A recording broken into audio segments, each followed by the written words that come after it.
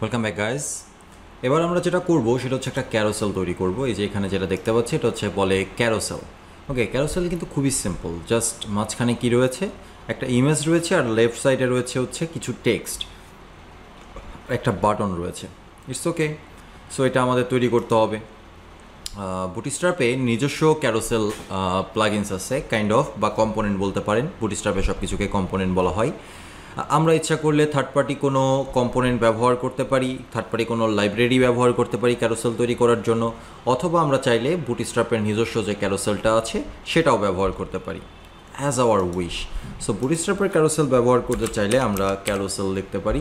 যেহেতু বুটস্ট্র্যাপের মধ্যে আছেই, তো সেহেতু আমাদের নতুন করে ইনস্টল করার দরকার নেই। হ্যাঁ, তো এখানে আপনারা ক্যারোসেলের অনেকগুলো এক্সাম্পল পেয়ে যাবেন।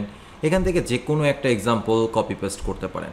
ওকে, জাস্ট সিম্পল আমি এটাই কপি পেস্ট করলাম। এটা কপি পেস্ট করলেও সঠিকভাবে কাজ করবে না, কারণ হচ্ছে যে এখানে অনেক কিছু আছে যেগুলো চেঞ্জ করতে হবে। এখানে কোনো ইমেজ নেই। হ্যাঁ, তো এগুলো আমাকে চেঞ্জ করতে হবে।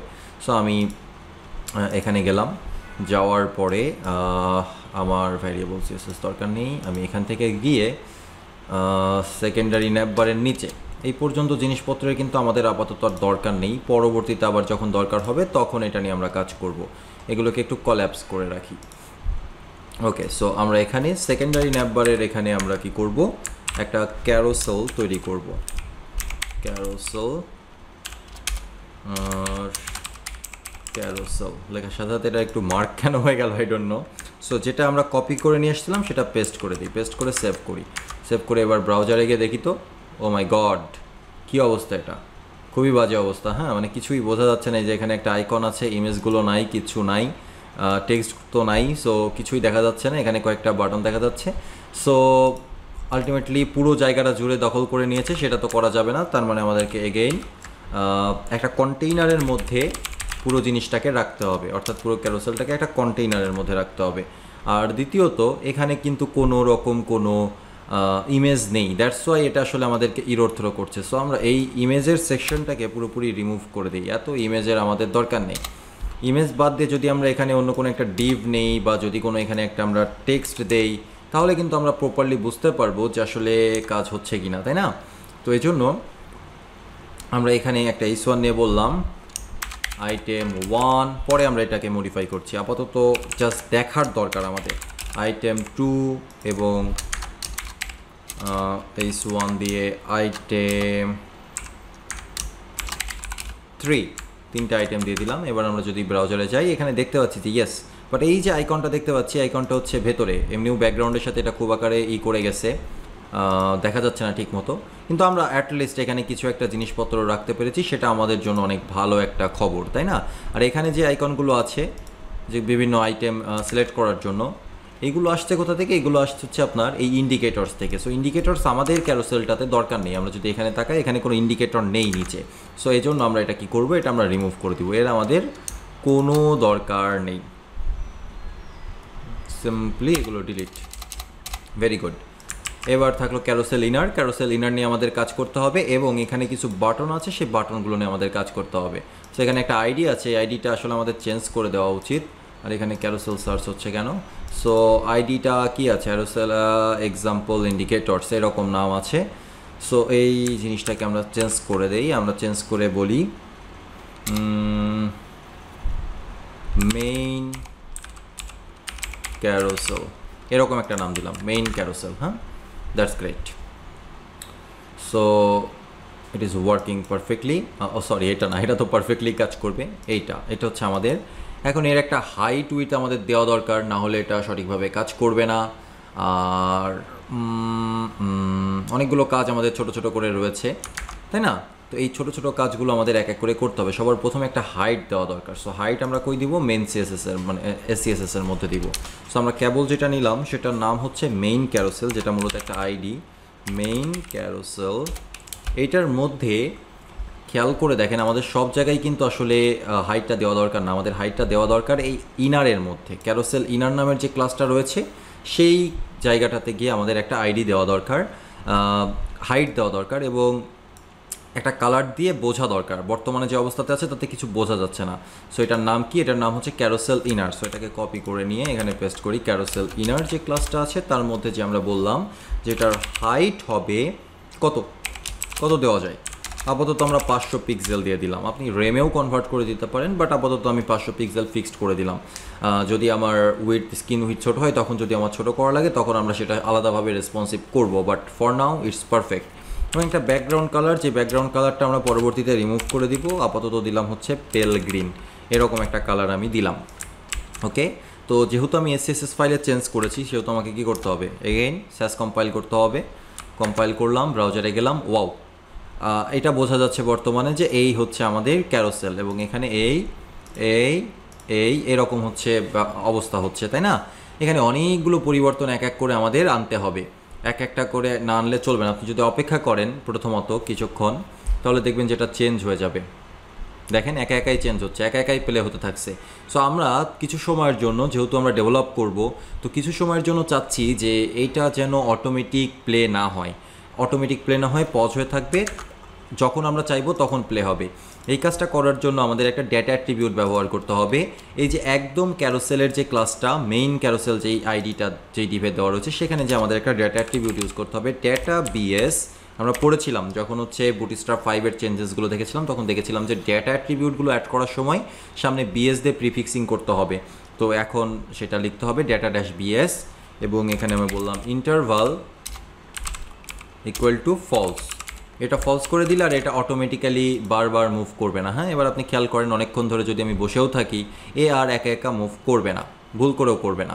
এখন আমাদের কাজ হচ্ছে এই যে আইকনগুলো আছে, এই আইকনগুলোকে একটু দূরে কোথাও সরিয়ে দেওয়া, ঠিক আছে?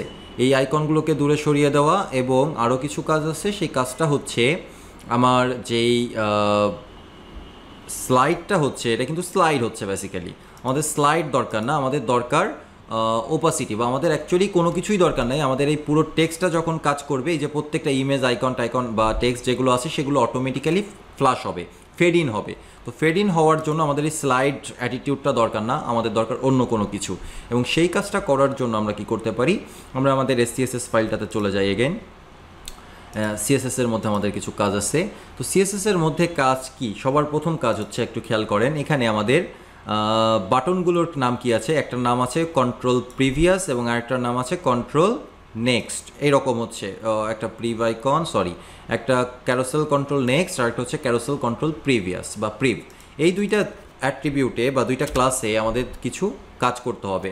এবং খেয়াল করেন এটা কন্টেন্টের মধ্যে আছে, হ্যাঁ, এটা কন্টেন্টের মধ্যে আছে, বাট এই ক্ষেত্রে আমার কন্টেন্ট থেকে অনেক দূরে রয়েছে, তাই না? তো আমাদেরও এই আইকন দুইটাকে বাইরে বের করে নিয়ে আসতে হবে। তো এই জন্য আমরা ওই দুইটা ক্লাসের সাহায্য নিব। সো একটার নাম হচ্ছে ক্যারোসেল কন্ট্রোল প্রিভ। প্রিভ কন্ট্রোলটা জাস্ট আমার পজিশনিংটাকে চেঞ্জ করতে হবে, এটা পজিশন ব্যবহার করেই আছে। আপনারা যদি এখান থেকে রাইট বাটন ক্লিক করে ইন্সপেক্ট করেন, এই যে এখান থেকে ইন্সপেক্ট করেন এবং ইন্সপেক্ট করে এখানে যদি ক্লিক করেন, আপনি দেখতে পারবেন যে যে প্যারেন্ট আছে, সেই প্যারেন্টটা পজিশন অ্যাবসলিউট করা, তার মানে এখানে পজিশনিং করাই আছে। আমাদের জাস্ট কাজ হচ্ছে এই পজিশনিংয়ের সাথে কিছু মার্জিন, লেফট বরাবর কিছু সরিয়ে নেওয়া, রাইট বরাবর কিছুটা সরিয়ে নেওয়া। সো আমরা লেফটের দিকে সরিয়ে নিব আপাতত -15 রেম, আর রাইট বরাবর সরিয়ে নিব এই সেম জিনিসটা, জাস্ট বারবার আমার এমটি স্পেস কপি হয়ে যায়। আচ্ছা, এটা হচ্ছে নেক্সট বাটনের ক্ষেত্রে।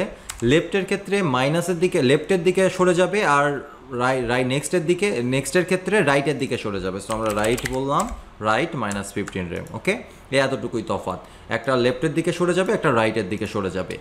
আর আবার আপাতত সেভ করে এগেইন রিকম্পাইল করি।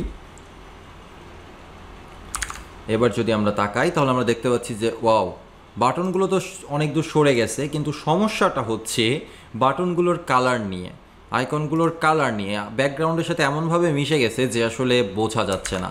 তো এই প্রবলেমটা সলভ করার জন্য আমরা আরেকটা কাজ করতে পারি।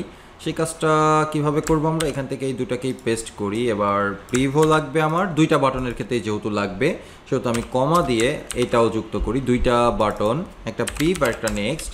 এবার আমরা একটা প্রপার্টি ইউজ করব, যে প্রপার্টিটার নাম হচ্ছে ফিল্টার প্রপার্টি।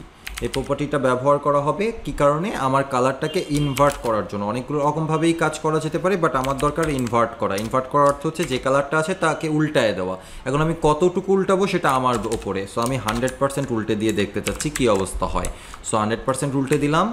100% উল্টে দিয়ে আমি স্যাস কম্পাইল করলাম। এবার যে দেখি, ওয়াও, এক্সেলেন্ট! আমরা এক্স্যাক্ট যেরকম চাচ্ছিলাম সেরকমই চলে এসছে, তাই না? এক্স্যাক্টলি সেম জিনিসটা চলে এসছে। কি পারফেক্ট! এখন শুধু একটাই সমস্যা, এই ট্রানজিশনটা, মানে স্লাইড হচ্ছে বাট আমাদের স্লাইডটা দরকার নেই। এটা স্লাইড কেন হচ্ছে? কারণ হচ্ছে বুটস্ট্র্যাপের যে ক্যারুসেলটা আছে সেটা সবসময় স্লাইডই হয়ে থাকে। এখানে আপনি খেয়াল করেন একটু ওপরের দিকে যে আমার ক্লাস নেমের মধ্যে ক্যারুসেল দেওয়া আছে এবং স্লাইড দেওয়া আছে। সো আমি স্লাইড যদি রিমুভ করে দেই তাহলে কি হবে দেখেন তো।